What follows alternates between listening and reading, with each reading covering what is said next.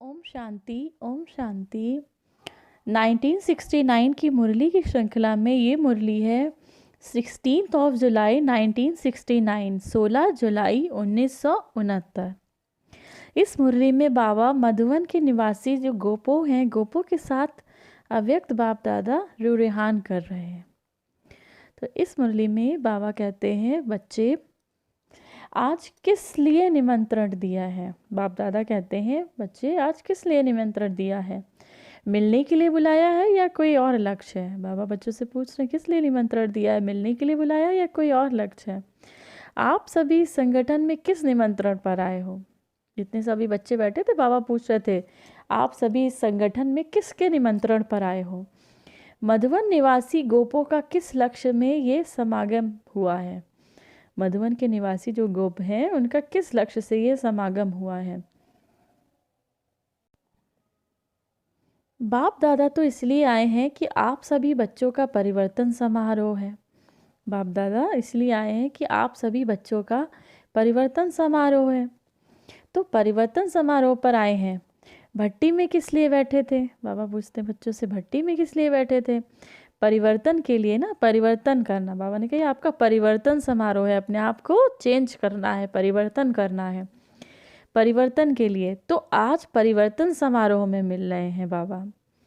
परिवर्तन की उत्कंठा सभी में बहुत अच्छी है, चेंज करने की सबकी इच्छा बहुत अच्छी। बाबा कहते हैं सब चेंज करना चाहते हैं खुद को, सब परिवर्तित करना चाहते हैं, सब परिवर्तन करना चाहते हैं। बाबा कहते हैं उत्साह भी है, हिम्मत भी है। आज की भट्टी के चार्ट से ये देखने में आ रहा है, इन गोपों के परिवर्तन के उत्साह से आपको कुमार का दादी को क्या क्या देखने में आता है। बाबा ने कहा इन गोपों के परिवर्तन के उत्साह से आपको क्या क्या देखने में आता है। जैसे आंधी को देखकर मालूम पड़ता है कि वर्षा आने वाली है। जब आंधी देखते हैं ना, आंधी खूब तेज चलती है तो क्या लगता है, बारिश होने वाली है।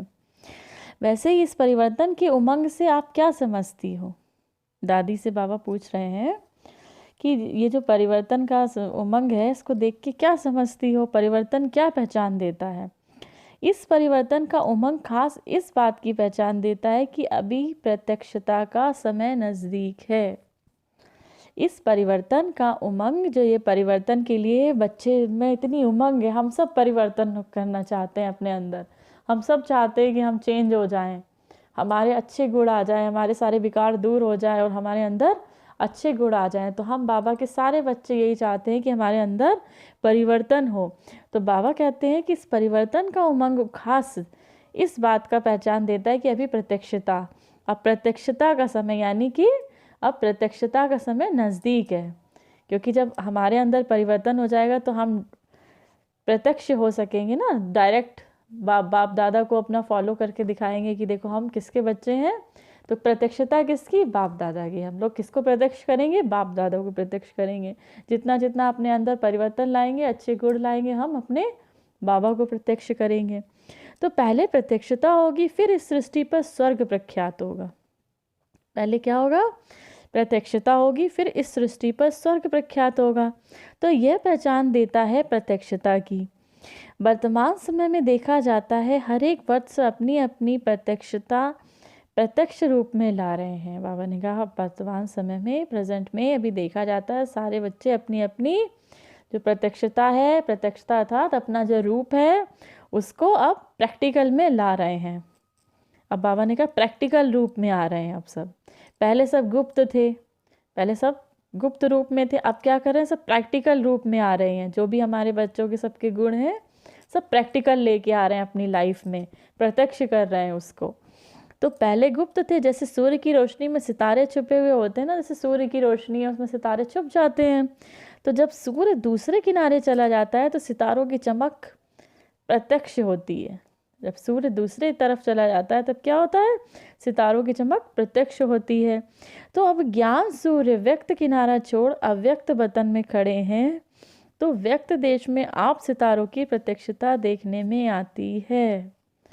ये बाबा बता रहे हैं जब, क्योंकि ये मुरली जो है 1969 की है, जब ब्रह्मा बाबा अव्यक्त हुए थे। तो बाबा ने कहा जब अब ज्ञान सूर्य व्यक्त किनारा छोड़ अव्यक्त वतन में खड़े हैं, तो ज्ञान सूर्य माना ज्ञानसूर बाबा जब ब्रह्मा बाबा के तन में शिव बाबा आते थे, तो व्यक्त में जब आते थे तो कहते हैं कि बाप दादा कहते हैं कि अब वो अपना व्यक्त रूप छोड़ के अव्यक्त वतन में खड़े हैं।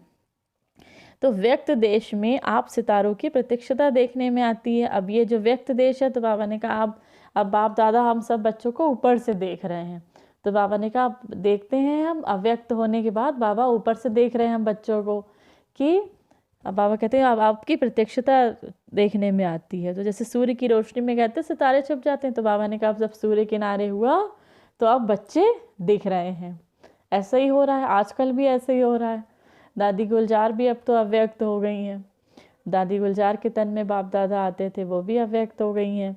तो अब क्या हो रहा है, जितने भी बाबा के बच्चे हैं वो सब प्रत्यक्ष हो रहे हैं, सब दिख रहे हैं कहाँ कहाँ पर कौन कौन बच्चे हैं।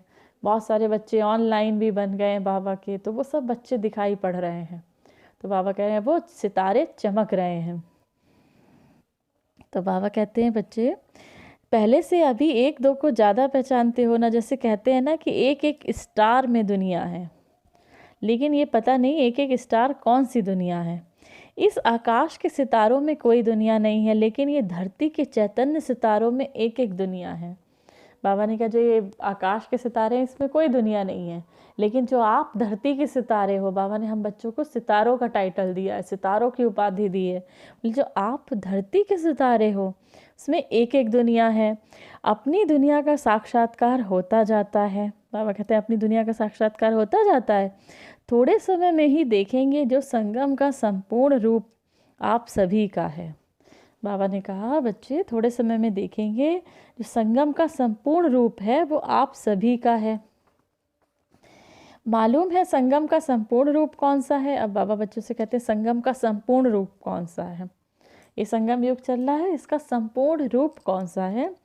शक्तियों और पांडवों के रूप में। बाबा ने कहा शक्तियों और पांडवों के रूप में। तो ये संगम का जो संपूर्ण रूप है वह अब प्रैक्टिकल में आप सभी को अपने में महसूस होगा। ये संगम का जो संपूर्ण रूप है वो सभी बच्चे महसूस करेंगे प्रत्यक्ष में, प्रैक्टिकल में। मालूम पड़ेगा हमारे कौन से भक्त हैं, कौन सी प्रजा है।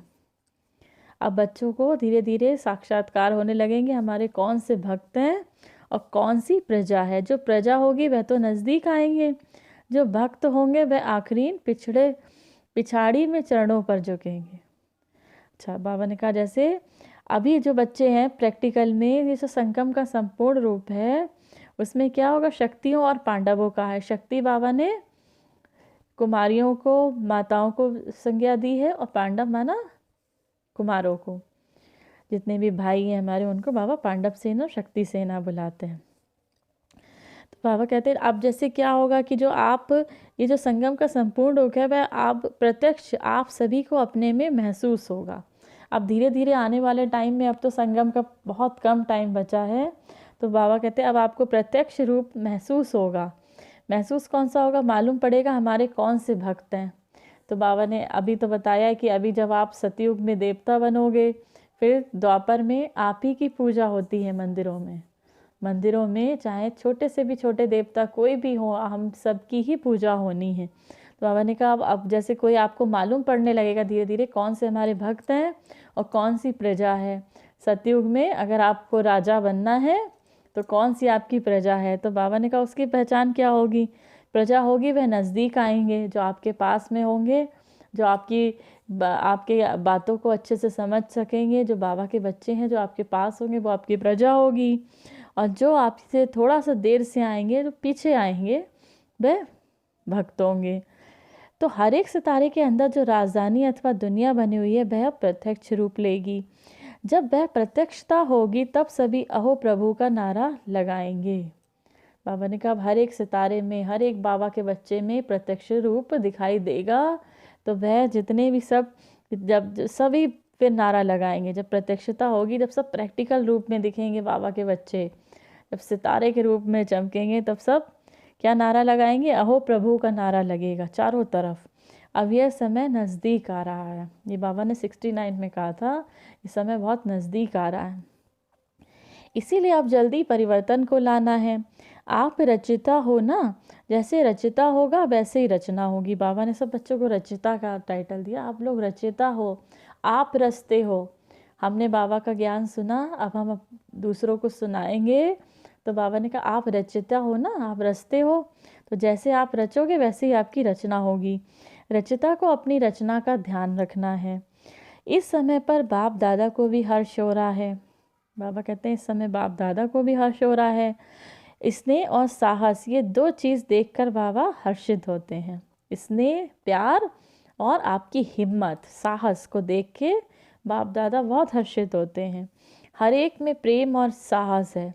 उसका सिर्फ बीज नहीं, लेकिन बीज का कुछ प्रत्यक्ष फल भी देखने में आता है। बाबा ने कहा हर एक में इतना प्रेम है, इतना साहस है, इतना इतना हिम्मत है सब में, बच्चों में, तो उसका सिर्फ बीज का, लेकिन सिर्फ बीज नहीं बल्कि उसका प्रत्यक्ष फल देखने में आता है, प्रैक्टिकल स्वरूप देखने में आता है। वह प्रत्यक्ष फल देखकर बाबा हर्षित होते हैं, लेकिन जब फल निकलता है तो फिर उनकी बहुत संभाल करनी पड़ती है। अब मैंने कहा जब फल निकलता है तब उसकी बहुत संभाल करनी पड़ती है। तो आप भी इस फल की बहुत संभाल करना, क्योंकि ये फल बाप दादा को ही स्वीकार कराना है। लेकिन ये खबरदारी रखनी है कि बीच में माया रूपी चिड़िया फल को झूठा ना कर दे। माया रूपी चिड़िया फल को झूठा ना कर दे। फल जब पक जाता है तो फिर पक्षी उसको खाने की बहुत कोशिश करते हैं, तो यह भी माया भी इस फल को खाने के लिए कोशिश करेगी। लेकिन आप लोगों ने किसके लिए फल पकाया है, तो संभाल भी पूरी करनी है। अभी अजन फल निकला है, पूरा पक जाएगा फिर स्वीकार करेंगे, तब तक संभाल करनी है। फल की संभाल के लिए क्या प्रयत्न करेंगे, उसका क्या साधन है आपके पास। बाबा बहुत अच्छा उदाहरण दे रहे हैं, बहुत अच्छा एग्जाम्पल समझा रहे हैं कि बाबा ने सभी बच्चों में स्नेह और साहस देखा है, हिम्मत देखी है। तो बाबा ने कहा है अब सिर्फ बीज के रूप में स्नेह और साहस नहीं देखा है, प्यार नहीं देखा है बाबा ने। बाबा ने कहा अब आप सब फल बन गए हो, अब इस फल की संभाल करनी है, माना ईश्वरीय फल बन गए हो आप सब। तो अब इस फल की संभाल करनी है, क्योंकि जब बाबा कहते हैं जब फल पक जाता है तो बहुत सारी माया रूपी चिड़ियाँ आती हैं, चाहती हैं कि इसको खा जाए, लेकिन आपको इसकी संभाल करनी है। तो बाबा बच्चों से पूछते हैं फल की संभाल करने के लिए क्या प्रयास करेंगे आप, उसका क्या साधन है आपके पास। जरा भी फल अगर झूठा हो गया तो फिर स्वीकार थोड़े ही होगा। अब उम्मीद तो बहुत अच्छी, बाबा ने कहा फल झूठा नहीं होना चाहिए, माया चिड़िया फल को नहीं खाना चाहिए। तो अगर झूठा हो गया तो स्वीकार कराएंगे। बाबा कहते वो तो स्वीकार नहीं कर सकते हम। तो अब उम्मीद तो बहुत अच्छी है, सभी के मस्तक पर आत्मा का सितारा तो देखने में आता है, लेकिन उसके साथ साथ अपने मस्तक पर क्या चमक रहा है। बाबा कहते हैं सबके रूप में आत्मा का सितारा तो देखने में आता है, लेकिन उसके साथ साथ आपके मस्तक पर क्या चमक रहा है।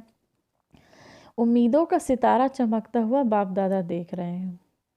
उम्मीदों का सितारा चमकते हुए बाप दादा देख रहे हैं।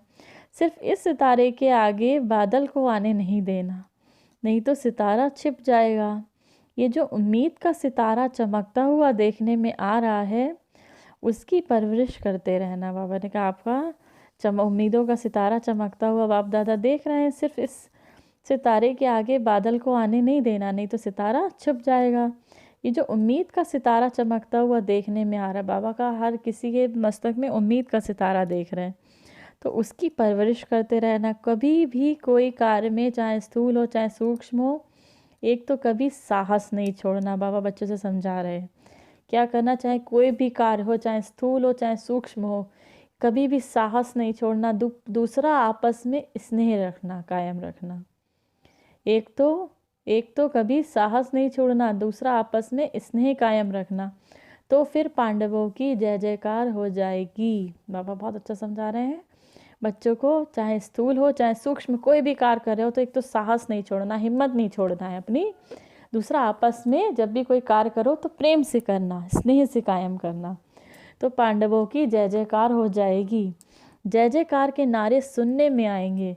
अभी तो कभी कहीं कुछ हो रहा है, जब जय जयकार हो जाती है तो फिर नाटक समाप्त हो जाता है।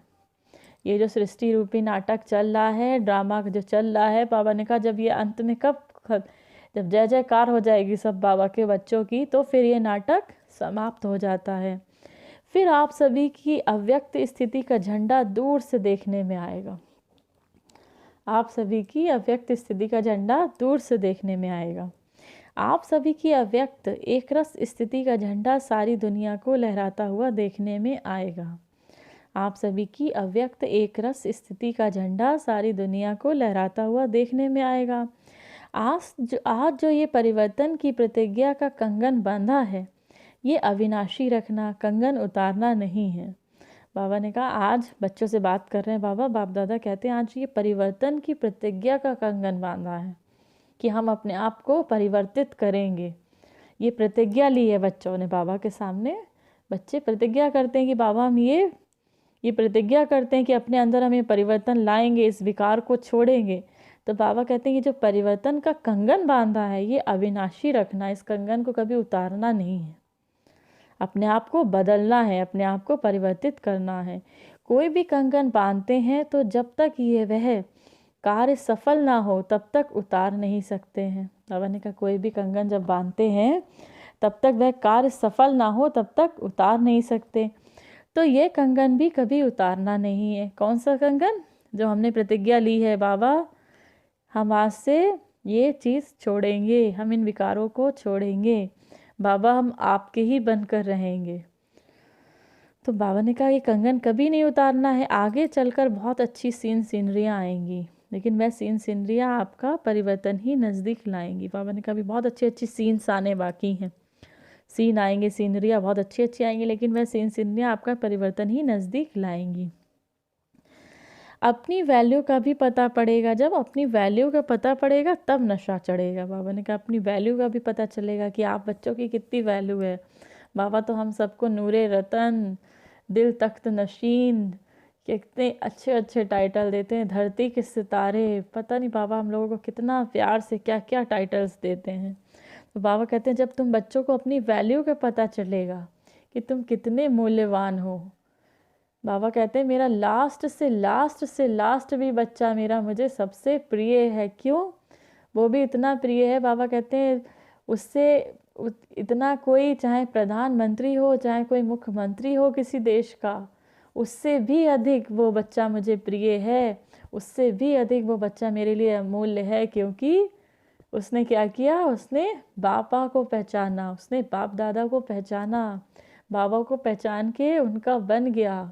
ये बात अलग है कि यथाशक्ति यथा योग, वो बाबा से जुड़ा, जितनी उसके पास शक्ति थी उतना ही बाबा तक जुड़ा, उतना ही उसका बाबा से योग लगा, लेकिन बाबा का बना तो बाबा को अपना लास्ट से लास्ट बच्चा भी बहुत प्यारा है। तो बाबा हम सब बच्चों को नशा चढ़ाते हैं। बाबा कहते जब अपनी वैल्यू का तुम बच्चों को पता चलेगा तो नशा चढ़ेगा। अभी कभी क्या वैल्यू रखते हो, कभी क्या वैल्यू रखते हो। अभी क्या होता है बच्चे, आज कोई वैल्यू रखते हैं, आज हम तो बाबा के बच्चे हैं, कल को किसी ने कुछ कह दिया तो अपना स्थिति नीचे आ जाती है। तो बाबा ने कहा भाव में हेर फेर होता है। जैसे कोई चीज़ निकलती है तो पहले भाव थोड़ा नीचे ऊपर होता है, फिर फाइनल हो जाता है। कोई चीज़ निकलती है तो क्या होता है, भाव पहले, बाबा कहते हैं थोड़ा ऊपर नीचे होता है, फिर फाइनल हो जाता है। अपनी वैल्यू का भी अभी फाइनल मालूम नहीं पड़ा है। बाबा बच्चों से कहते हैं अभी अपनी वैल्यू का तुमको फाइनल मालूम नहीं पड़ा है। कभी समझते हो बहुत वैल्यू है, कभी कम समझते हो, लेकिन यथार्थ हर एक की वैल्यू क्या है वह अभी जल्द मालूम पड़ेगा। बाबा ने कहा यहाँ ये मधुवन जहाँ आप बैठे हो, जब बच्चे मधुवन में बैठे हैं तो बाप दादा उनसे सामने बैठे हैं, तो वो जो बच्चे मधुवन निवासी हैं तो बाबा उनसे कहते हैं ये मधुवन जहाँ आप बैठे हो, इस सारी सृष्टि के बीच में क्या है? मधुवन है बाप दादा का सारी दुनिया के बीच में बड़े प्यार से बनाया हुआ शोकेस। मधुवन क्या है? बाप दादा का सारी दुनिया के बीच में बड़े प्यार से बनाया हुआ शोकेस। शोकेस में बहुत अच्छी अच्छी चीज़ें रखते हैं और सभी चीज़ों से ऊंची चीज़ शोकेस में रखते हैं। बाबा ने कहा शोकेस में क्या होता है? बहुत अच्छी अच्छी चीज़ें रखते हैं शोकेस में, और सभी चीज़ों से ऊंची चीज़ शोकेस में। तो मधुवन सारी दुनिया के लिए शोकेस है। इस शोकेस में आप अमूल रत्न रखे हुए हो। बाबा मधुवन निवासियों को नशा चढ़ा रहे हैं, मधुवन निवासियों को बताते हैं बाबा कि आप सभी, ये तो पूरी दुनिया के बीच में मधुबन क्या है, एक शोकेस है, और उस शोकेस में बहुत अच्छी अच्छी चीज़ें रखी जाती है। शोकेस जब शो की जाती है कोई चीज़ तो बहुत अच्छी अच्छी चीज़ रखी जाती है। तो बाबा ने कहा इस शोकेस में आप अमूल रत्न रखे हुए हो। ये मालूम है कि हम मधुबन शोकेस में अमूल रत्न हैं। शोकेस में जो चीज़ें रखी जाती हैं उनका खास ध्यान रखा जाता है। तो आप सभी भी शोकेस के मुख्य रत्न हो। आपको देखकर सभी समझेंगे कि अंदर माल क्या है। बाबा ने कहा आप बहुत मुख्य रत्न हो, आपको देखकर सभी समझेंगे। जब शोकेस में अच्छी चीज़ें रखते हैं, किसी किसी सुनार की शॉप में जाइए तो जो बहुत अच्छी ज्वेलरी होती है वो शोकेस में रखी जाती है। तो वो देख के ही लगता है कि जब शोकेस में इतनी अच्छी ज्वेलरी है तो अंदर कितनी अच्छी ज्वेलरी रखी होगी। तो बाबा ने कहा फिर आप सबको देखकर सब समझ जाएंगे कि अंदर क्या माल है। अगर एक बात याद रखेंगे तो शोकेस से शो करेंगे। बाबा ने कहा अगर एक बात बच्चे ध्यान रखेंगे तो शोकेस से शो करेंगे। जो कर्म हम करेंगे हमको देखकर और करेंगे। जब भी कोई कर्म करना, जब भी कुछ भी करना, ऐसा काम करना, तो एक बात बाबा की ये ध्यान में रखना, तो कभी भी कोई गलत कर्म नहीं होगा, कोई भी गलती नहीं होगी। हमेशा कर श्रीमत के अनुसार कदम हम बच्चे रख पाएंगे। जैसे ही कोई कर्म करने चलना एक बार पूछना जो कर्म हम करेंगे हमको देख के और करेंगे, क्योंकि हमारे ऊपर रिस्पॉन्सिबिलिटी है। हम बाप दादा के बच्चे बन गए हैं, बाबा के बच्चे बन गए हैं। तो हम जो कर्म करेंगे हमें देखकर और भी करेंगे। वे कहेगा देखो ये कितने अच्छे ब्रह्मा कुमार हैं, कितनी अच्छी ब्रह्मा कुमारी हैं। हाँ, हमको देख के ही और भी कर्म करेंगे। तो हर एक को समझना, बाबा ने कहा हर एक को समझना चाहिए मैं अकेला नहीं हूँ, मेरे आगे पीछे सारी राजधानी है। अपने आप को, बाबा ने कहा अपने हर बच्चे को ये समझना है मैं अकेला नहीं हूँ, मेरे पीछे सारी राजधानी है। मेरी प्रजा मेरे भक्त मुझे देख रहे हैं, मेरी प्रजा मेरे भक्त मुझे देख रहे हैं। हम अकेले नहीं हैं। अकेले जो काम किया जाता है उसका इतना विचार नहीं रहता है। अभी अपने को अपनी प्रजा और भक्तों के बीच में समझना है। सभी आपको फॉलो करेंगे। जो भी सेकंड सेकंड कदम चलता है वह तुम्हारे संस्कार, आपके जो भक्त और प्रजा हैं उनमें भरता जाएगा। बाबा ने कहा जो भी सेकंड सेकंड कदम चलते हो वह तुम्हारे संस्कार, आपके जो भक्त और प्रजा है उसमें भरता जाएगा। जैसे माँ के पेट में गर्भ होता है तो कितनी संभाल करते हैं। बहुत बहुत अच्छे एग्जाम्पल देके बाबा समझाते हैं बच्चों को। जैसे माँ के पेट में गर्भ होता है तो कहते हैं ना माँ से अच्छी अच्छी चीज़ें पढ़ो तो उसका इफ़ेक्ट बच्चे पे भी पड़ेगा। तो बाबा ऐसे हम बच्चों को बता रहे हैं जैसे आप करोगे आपको देख के और भी करेंगे, क्योंकि हमारे ऊपर रिस्पॉन्सिबिलिटी है, हमारे पास जिम्मेदारी है, हम बाप दादा के बच्चे हैं। तो बाबा ने कहा जैसे माँ के पेट में गर्भ होता है तो कितनी, क्योंकि माँ जो करेगी जो खाएगी वह संस्कार बच्चे में भरेंगे। तो आप सभी को भी इतना ध्यान रखना है जो कर्म हम करेंगे हमको देखकर हमारी प्रजा, हमारे द्वापर से कलयुग तक के भक्त भी ऐसे बनेंगे। बहुत ही अच्छी लाइन बाबा ने बताई है यहाँ पर कि जब भी कोई कर्म बच्चे करेंगे, जब भी हम सब कोई कर्म करेंगे तो हमें क्या ध्यान में रखना है कि जो कर्म हम करेंगे हमको देखकर हमारी प्रजा और हमारे द्वापर से कलयुग तक के भक्त भी ऐसे बनेंगे। मंदिर भी ऐसा बनेगा, मूर्ति भी ऐसी बनेगी, मंदिर को स्थान भी ऐसा मिलेगा। अब जब द्वापर में जाएंगे तो मंदिर भी ऐसा बनेगा, मूर्ति भी इतनी ऐसी बनेगी और मंदिर को स्थान भी ऐसा मिलेगा। इसीलिए हमेशा लक्ष्य रखो हम अभी अकेले नहीं हैं, हम मास्टर रचयिता के साथ रचना भी हैं। माँ बाप जब अकेले होते हैं तो जो भी करें, लेकिन अपने रचना के सामने होते हैं तो कितना ध्यान देते हैं।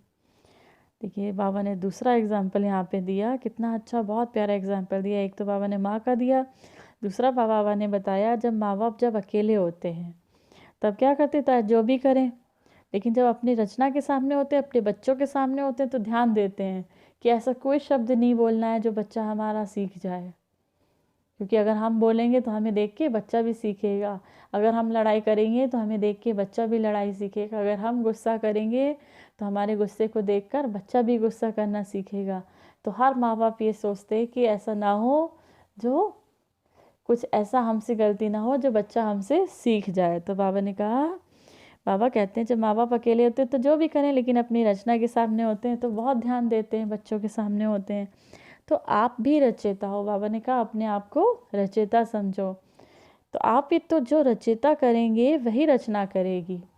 तो आप अगर जो करोगे तो आपको देखकर और भी करेंगे, जो भी बाबा के बच्चे आपके थ्रू जुड़ेंगे बाबा से। बहुत सारे बच्चे हैं जो हम सबके थ्रू बाबा से जुड़ेंगे। तो बाबा ने कहा जो आप करोगे तो आपके थ्रू जो बच्चे जुड़ेंगे, आपके द्वारा जो बच्चे जुड़ेंगे, वो भी आपको देखकर वही करेंगे। जब अपने ऊपर जिम्मेदारी समझेंगी तो जिम्मेदारी पड़ने से अलवेलापन और आलस से ख़त्म हो जाएगा। बाबा ने कहा जब अपने ऊपर जिम्मेदारी समझेंगे तो जो बच्चों को अलवेलापन आलस से आ जाता है वो ख़त्म हो जाएगा, क्योंकि जिम्मेदारी बहुत बड़ी है बच्चों के ऊपर। कौन सी जिम्मेदारी है? जो कर्म हम करेंगे, हर एक सितारे को अपनी दुनिया को परख रखनी है। बाबा ने कहा कौन सी जिम्मेदारी है? जो कर्म हम करेंगे, हमें देख के सब करेंगे, हमें देख के और भी करेंगे। तो हर एक सितारे को अपनी दुनिया की परख रखनी है। फिर कोई की छोटी दुनिया है, कोई की बड़ी दुनिया है। अब जितना बाबा ने कहा हर एक सितारा, बाबा बच्चों को सितारा कह रहे हैं कि आप हर एक सितारे की अपनी दुनिया की परख रखनी है कि आपकी किसी की छोटी दुनिया है, किसी की छोटी दुनिया है, किसी की बड़ी दुनिया है। समारोह किया ही इसीलिए जाता है कि जीवन भर के लिए यादगार बन जाए। बाबा ने कहा समारोह किस लिए किया जाता है? कि जीवन भर के लिए यादगार बन जाए। यह समारोह भी इसीलिए है, आज का दिन यादगार है। समारोह में निशानी दी जाती है ना, बाप दादा कौन सी निशानी देते हैं? अब ये जो समारोह हो रहा है बाबा उसके बारे में कहते हैं। बाबा कहते हैं बाप दादा कौन सी निशानी देते हैं समारोह में? बाप दादा दो बातों की सौगात देते हैं खास मधुबन वालों को। बाबा मधुबन वालों को खास दो बातों की सौगात यहाँ पर दे रहे हैं। कौन सी? बाबा कहते हैं शिक्षा तो मिली है लेकिन साहस और स्नेह नहीं छोड़ना है।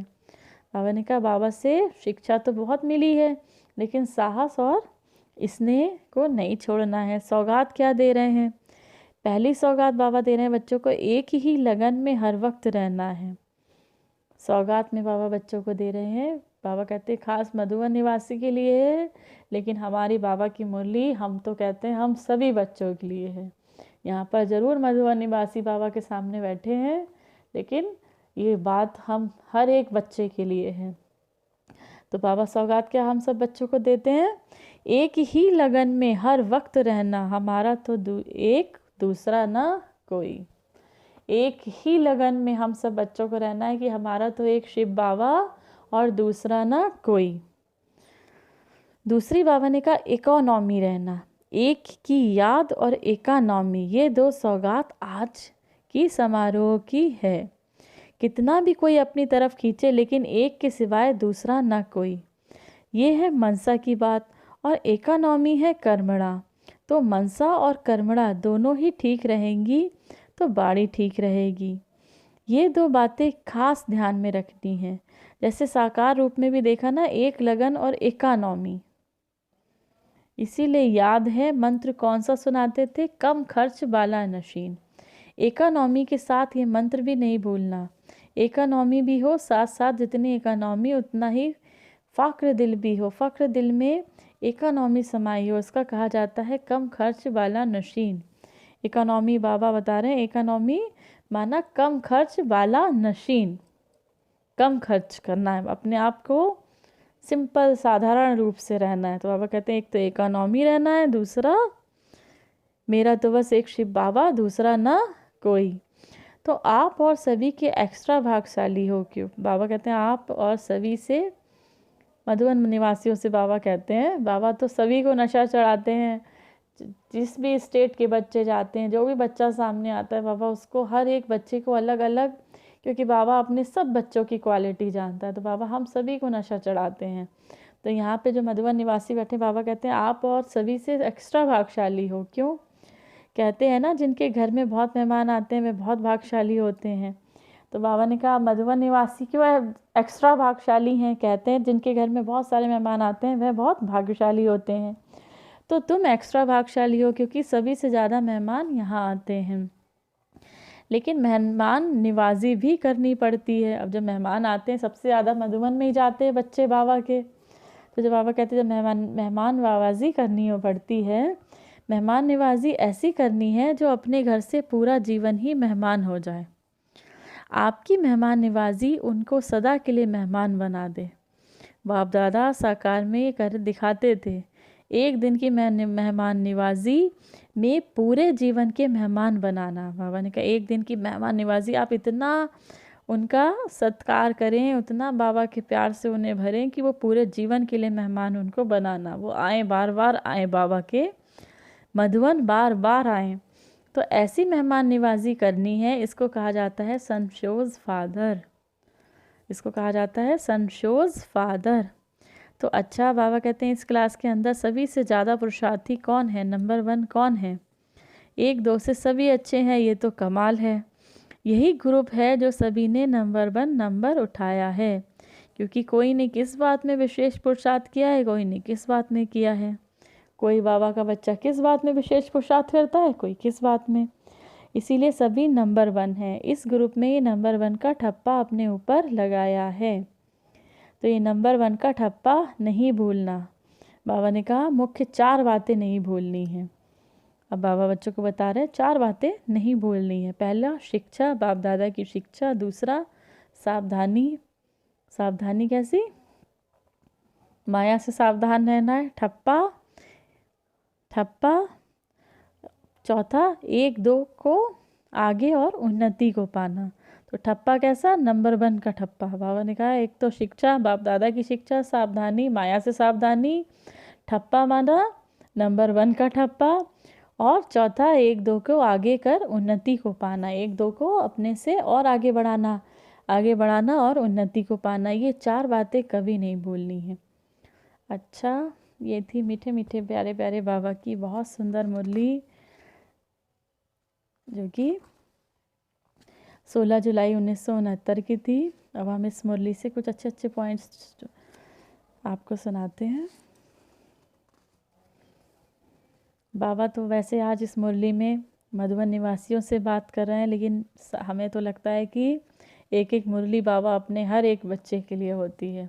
तो हम उससे कुछ अच्छे पॉइंट्स नोट करेंगे, पॉइंट्स को अपने जीवन में धारण करेंगे। सिर्फ मुरली सुनना नहीं है, उन पॉइंट्स को धारण करनी है। एक बहुत अच्छी लाइन बाबा ने बताई है, एक स्लोगन अभी थोड़े दिन पहले एक मुरली में आया था, तीव्र पुरुषार्थ माना जब आपको समय पर याद आ जाए, बाप दादा की शिक्षा समय पर याद आ जाए, श्रीमत समय पर याद आ जाए।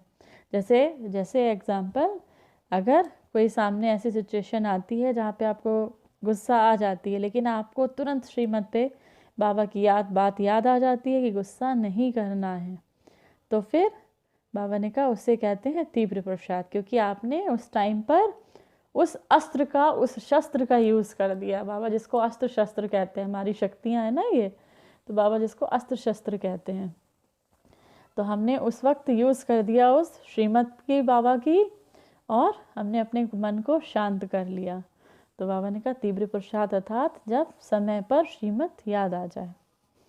तो अब हम लोग अच्छे अच्छे पॉइंट्स इससे निकालते हैं कुछ, और उन्हें समय पर ज़रूर यूज़ करेंगे। हर पल उसका मनन चिंतन करते रहेंगे। जितना हम मुरली का मनन चिंतन करेंगे, उतना फालतू की बातों से हमारी बुद्धि हटती जाएगी, और बस मनन चिंतन का जो मक्खन है वो खाते जाएंगे, और बाबा के प्यार के सागर में अंदर ही अंदर डूबते जाएंगे। तो बाबा ने इस बच्चों से कहा, बाबा अपने बच्चों को सितारे के रूप में देख रहे हैं। बाबा कहते हैं जैसे सूर्य की रोशनी में सितारे छुप जाते हैं, वैसे जब सूर्य दूसरे किनारे चला जाता है तब फिर वो उन सितारों की चमक प्रत्यक्ष होती है, वो सितारों की चमक दिखती है। तो बाबा ने कहा आप एक एक स्टार में दुनिया है। बाबा ने कहा जितने भी आप स्टार हो, बाबा हम सब बच्चों को धरती का स्टार कहते हैं, आप सब में एक एक दुनिया है। तो अपने आप को, अब बाबा कहते हैं अपनी दुनिया का साक्षात्कार होता जाता है। तो बाबा कहते संगम का संपूर्ण रूप क्या है? वह जब प्रत्यक्ष आप सभी को अपने में महसूस होगा। बाबा ने कहा जो संगम का अब आपको अपने में महसूस होगा। तो बच्चों, बाबा कहते हैं अब धीरे धीरे आपको महसूस होगा हमारे कौन से भक्त हैं, हमारे कौन से भक्त हैं, हमारी कौन सी प्रजा है। तो धीरे धीरे बच्चों को ये महसूस होता जाएगा। तो जब ये प्रत्यक्ष होने लगेगा तो सभी नारा लगाएंगे अंत में, अहो भाग्य, अहो प्रभु, अहो प्रभु का नारा लगेगा चारों तरफ। तो बाबा ने कहा नारा लगेगा। फिर बाबा ने कहा बच्चे को, बाबा कहते हैं कि बाबा को हर्ष हो रहा है स्नेह और साहस देख के बच्चों का। तो बाबा ने कहा अब आप सब फल बन गए हो, अब आप बीज रूप में नहीं रह गए हो, क्योंकि बाबा ने हम सभी बच्चों को एक फल के रूप में देख रहे हैं। तो बाबा ने कहा क्या, फल जब पक जाता है तो क्या होता है, माया रूपी चिड़िया उसे खाने के लिए कोशिश करती है कि इसको खा जाए, लेकिन आपको सावधानी बरतनी है, फल को झूठा नहीं करना, आप करवाना है, माया रूपी चिड़िया आपको खा ना जाए। तो बाबा ने कहा उसको क्या करना है, फिर अगर फल झूठा हो गया थोड़ी ना स्वीकार होगा, तो उम्मीद बहुत अच्छी है। बाबा ने कहा उसका ध्यान रखना है, प्रयत्न करेंगे, उसका साधन क्या है।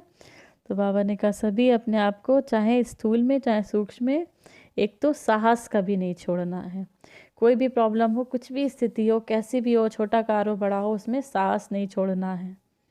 दूसरा अपने आप आपस में स्नेह कायम रखना है।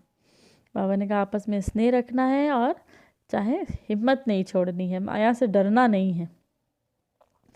तो फिर पांडवों की जय जयकार हो जाएगी। फिर क्या होगा, बाबा ने कहा जैसे जितना जितना आप साहस और स्नेह को साथ में रखेंगे तो फिर पांडवों की जय जयकार हो जाएगी, जय जयकार के नारे गूंजेंगे। बाबा कहते हैं आप सभी की अव्यक्त स्थिति, एक रस स्थिति का झंडा सारी दुनिया को लहराता हुआ देखने में आएगा। तो बाबा ने कहा आप सभी बच्चे प्रतिज्ञा का कंगन बांधे हो कि हमें अपने आप को परिवर्तित करना है, अपने आप को बदलना है, तो उसको खोलना नहीं है। बाबा ने कहा अभी आपको अपनी वैल्यू नहीं पता है, जिस दिन आपको अपनी वैल्यू पता चलेगी उस दिन बहुत नशा चढ़ेगा। बाबा कहते हैं ये जो मधुवन है ये पूरी दुनिया के बीच में शोकेस है, और आप सभी बच्चे उस शोकेस के रत्न हो, एक एक रत्न हो। तो जैसा हमेशा जब भी कुछ भी कर्म करेंगे तो क्या ध्यान में रखना है, हम जैसा कर्म करेंगे हमें देखकर और भी सभी एक कर्म करेंगे। तो बाबा ने कहा कभी अपने आप को अकेला नहीं समझना है, हमेशा समझना है कि मेरे पीछे ये सारी राजधानी है, मेरे भक्त मुझे देख रहे हैं, मेरी प्रजा मुझे देख रही है।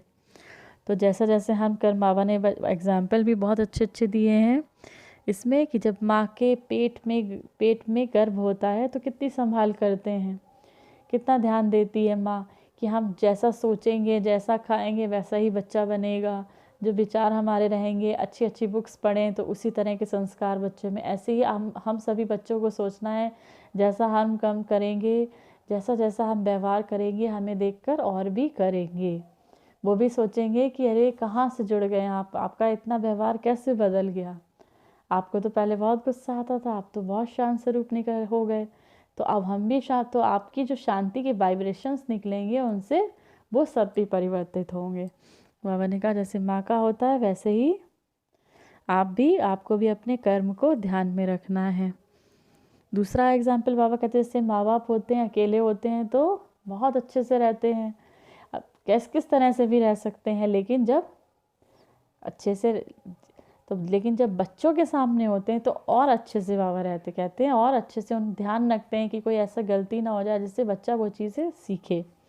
तो ऐसे ही आपको रखना है। बाबा ने कहा जब अपने ऊपर जिम्मेदारी समझेंगे तो अलवेलापन और आलस्य ख़त्म हो जाएगा। मधुबन वालों को बाबा सौगात दे रहे हैं। पहली सौगात एक ही लगन में हर एक वक्त रहना, हमारा तो एक शिव बाबा दूसरा ना कोई, दूसरा इकोनॉमी रहना। बाबा सभी मधुबन के बच्चों कहते हैं आप सभी एक्स्ट्रा भाग्यशाली हो, बहुत ज़्यादा भाग्यशाली हो, क्योंकि सबसे ज़्यादा मेहमान मधुबन में आते हैं। तो आपको मेहमान नवाजी भी बहुत अच्छी करनी है, बहुत ध्यान रखना है कि वो जब भी मेहमान आए मधुबन में तो इतना ज्ञान भर के ले जाएं कि वो फिर हमेशा के लिए मेहमान बन जाएं, हमेशा के लिए मेहमान बन जाएं। बाबा बच्चों को लास्ट में 4 बातें बता रहे हैं, 4 बातें आपको ध्यान में रखनी है, कभी नहीं भूलना है। पहली बाप दादा की शिक्षा, दूसरा सावधानी, तीसरा नंबर 1 का ठप्पा, क्यों आप सभी नंबर 1 की आत्माएं हो, दूसरा 1-2 को आगे कर उन्नति को पाना। ये थी बाप दादा की मुरली 1969 की। आप सभी बच्चों को बाप दादा की तरफ से बहुत याद प्यार नमस्ते। हम सभी बच्चों को बाप दादा को बहुत बहुत मीठे मीठे बाप दादा को बहुत बहुत याद प्यार और नमस्ते। ओम शांति, ओम शांति।